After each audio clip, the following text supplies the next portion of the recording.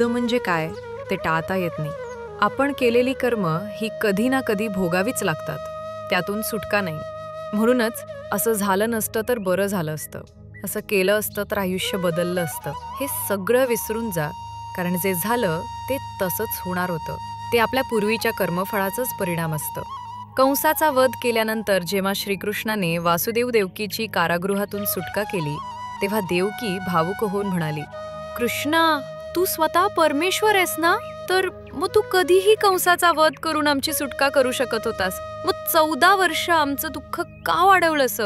यावर श्रीकृष्ण हसून म्हणाले, माते, गेल्या जन्मी तू मला 14 वर्ष वनवासात का पाठवलं होतंस?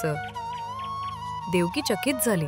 ती म्हणाली, मी तुला वनवासात कधी पाठवलं? हे काय बोलतोयस? श्रीकृष्ण पुन्हा म्हणाले, माते, तुला आठवत नाही कारण ती घटना गत जन्मातील आहे. त्या जन्मी तू कैकई होतीस आणि तुझ्याच इच्छेमुळे मला 14 वर्ष वनवासाला जावं लागलं होतं. हे ऐकून देवकी अधिकच थक्क झाली आणि म्हणाली, अरे, जर मी कैकई होते तर त्या जन्मी कौसल्या कोण होती? श्रीकृष्ण मंद स्मित करून म्हणाले, माते, त्या जन्मीची कौसल्या म्हणजेच या जन्मीची माता यशोदा, जिला त्या जन्मी 14 वर्ष पुत्रप्रेमाला मुकावं लागलं, तेच प्रेम या जन्मी तिला माझ्या बालरूपात लाभलं आणि तुला पुत्र असूनही त्याचं सुख उपभोगता आलं नाही.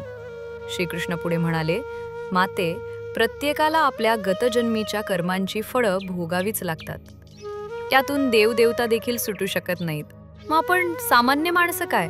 आपल्याला भोग आहे तो भोगून संपवणंच योग्य, कारण त्याशिवाय दुसरा मार्ग नाही.